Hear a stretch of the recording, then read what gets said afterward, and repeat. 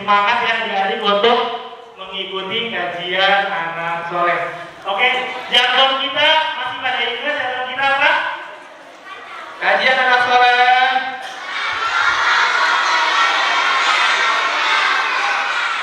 Oke, sekali lagi ya. Sekali lagi jargon yang paling semangat untuk mengawali kegiatan kajian pada kali ini. Oke, bersama-sama. 1, 2, 3. Kajian anak soleh.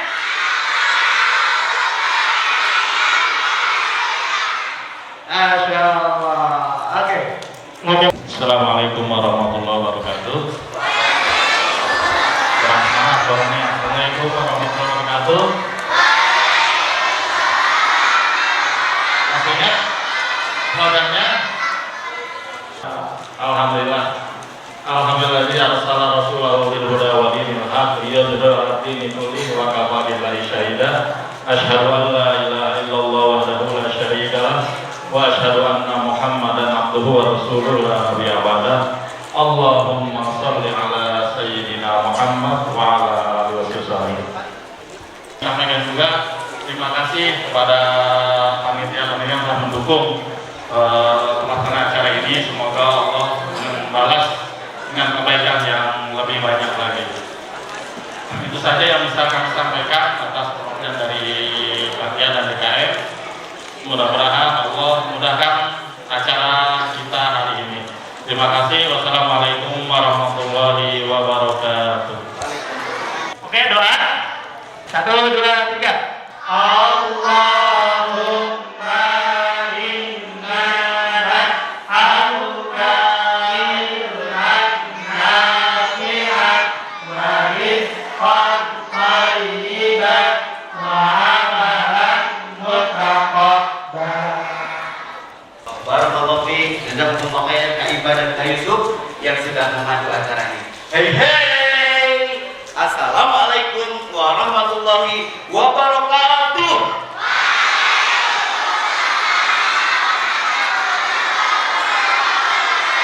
Masya Allah, senang banget melihat yang ganteng-ganteng, yang soleh, yang cantik, yang solehan juga. Kita bersyukur kepada Allah karena hari ini kita berada di tempat yang diberkahi Allah.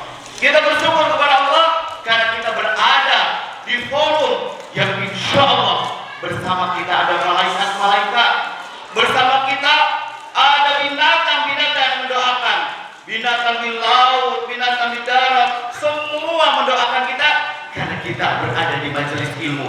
Dan kita masih mengucapkan barakallahu fiik kepada kakak panitia, kepada Masjidul Ruhan yang telah telah menyiapkan waktu kesempatan sebaik mungkin. Yang semangat katakan saya ya. Siapa yang semangat? Yang mau dapat kejutan tauhid khotib, jawabannya mumtaz. Bisa? Iya teh. Tauhid khotib. Masya Allah. Kalau orang bilang Masjid Nurulha, jawabannya keren. Bisa? Kita doa. Masjid Nurulha. Kita cari seperti ini. Islam dan kaum muslimin. Di video kali ini kita akan melewati beberapa zona. Zona yang pertama adalah zona bahasa. Apa teman-teman? Zona bahasa. Kenapa sih Pak Wazir? Aku harus belajar bahasa? Karena dengan bahasa adalah kunci dalam segala hal. Kunci ilmu ada di bahasa. Kunci dunia, jendela dunia ada di bahasa. Dan sampai akhir hayat, karena hati kita berada dalam jemari Allah. Hati kita bisa dibolak-balikkan. Bahkan ada orang yang dia adalah mujahid. Dia membela Islam dan kaum muslimin. Dia berjuang Allahu Akbar. Bahkan di antara mereka ada yang rela untuk mengorbankan nyawanya, darahnya demi Islam dan kaum muslimin. Bukan sekedar mujahid, dia juga hafid Al-Quran. Bayangkan untuk jadi hafid Al-Quran adalah perkara yang susah. Tapi bagi Allah, orang yang seperti ini ada yang meninggalnya dalam keadaan dia tidak beragama Islam atau murtad. Na'udzubillah. Yang ingin seperti hadis ini, siapa yang tahu hadisnya? 1, 2, 3. Khairukum man ta'allama Qur'ana wa 'allama. Sebaik-baik kalian adalah yang belajar Al-Quran dan mengajarkan. Dengan para malaikat. Mau tidak berteman dengan para malaikat? Kalau mau, berarti kita belajar Al-Quran sampai kita mahir membacanya. Setelah zona Al-Quran, kita akan masuki zona akhlak. Rasulullah SAW diutus untuk menyempurnakan akhlak. Apa hadisnya? Orang-orang yang suka berbuat syirik, berbuat kemungkaran. Bahkan yang paling menyedihkan adalah perempuan-perempuan di zaman jahiliyah. Ketika seorang ibu mengandung seorang anak, dengan lelah dia harus mengurusinya sampai akhirnya ketika anak itu lahir, maka disampaikan kepada ayahnya, ayah, ini adik bayi sudah lahir ya. Ayahnya lari dengan kencang. Apa ini teman-teman? Api. Kalau kena api, apa yang kita rasakan? Panas. Apa lagi? Terbakar. Dan api dunia tidak lebih panas daripada api hari. Tapi api dunia saja bisa membakar dan bisa menghancurkan orang-orang. Sambil maghrib, dia belum menunaikan sholat. Akhirnya dia pun mencari-cari. Di mana ya tempat sholat? Aha, itu ada gubuk. Maka dia pun masuk ke gubuk itu dan mengucapkan salam. Assalamualaikum. Waalaikumsalam. Ternyata di dalamnya ada seorang nenek. Maka si dokter itu pun izin untuk sholat. Allahu Akbar. Allahu Akbar. Sampai akhirnya dia pun mengucapkan salam.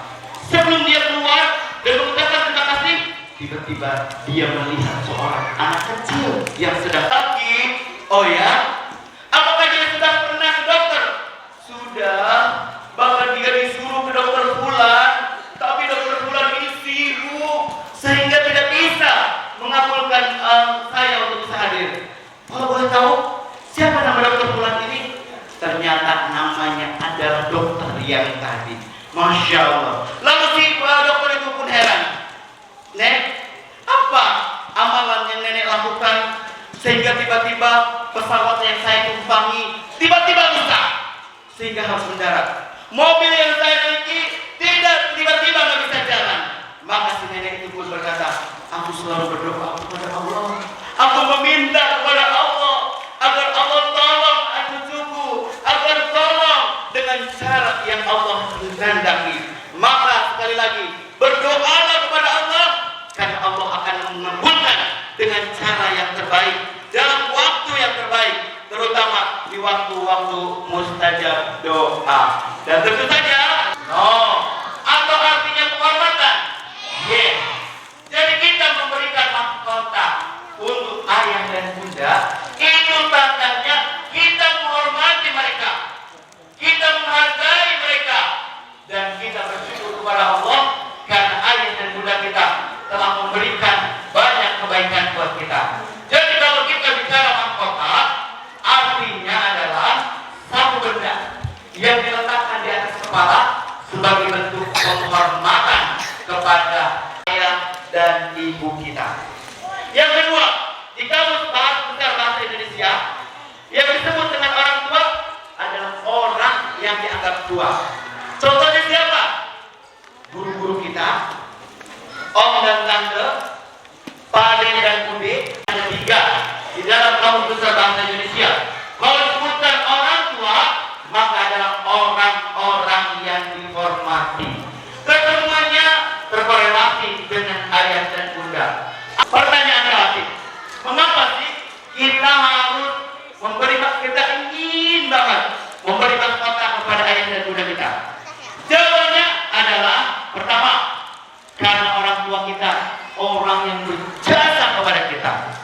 Di dalam surat Al-Ahqaf ayat ke-15, Allah berfirman bahwa orang tua kita, ibu kita telah mengandung, menyusui, mengasihi, dan memberikan yang terbaik buat kita semua. Maka sekali lagi, pantas kita memberikan mahkota buat ayah dan bunda karena mereka sangat berjasa kepada kita. Yang kedua, karena mereka adalah orang yang sangat menyayangi kita. Dia tidak pernah akan bersedia kalau anaknya mengalami kesedihan-kesedihan. Maka sekali lagi, bahwa orang tua kita adalah orang yang sangat menyayangi kita semua. Dan yang ketiga, kenapa kita ingin memberikan mahkota kepada ayah dan bunda? Karena ridho Allah bertergantung kepada ridho orang tua, teman-teman.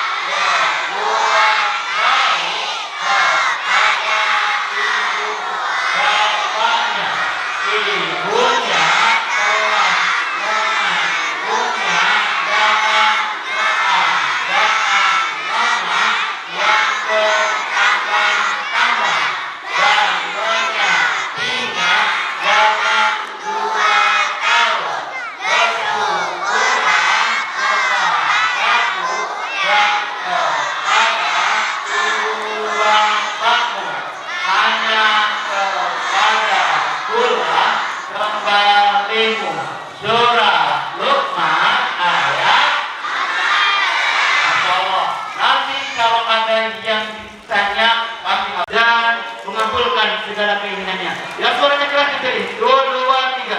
Allah.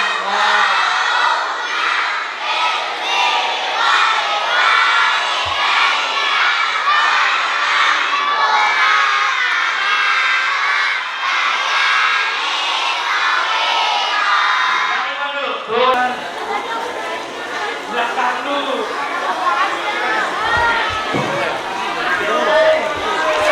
Ya, dia tak keluar orangnya.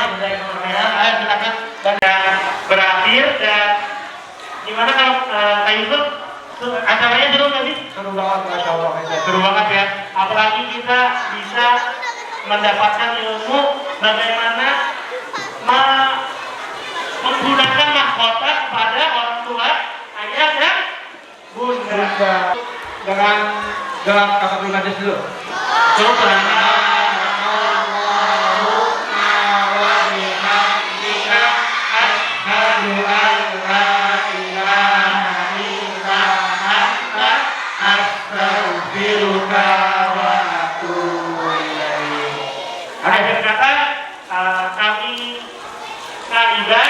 beserta Kak Yusuf mengucapkan terima kasih yang sebesar-besarnya, dan kami tutup. Wassalamualaikum warahmatullahi wabarakatuh.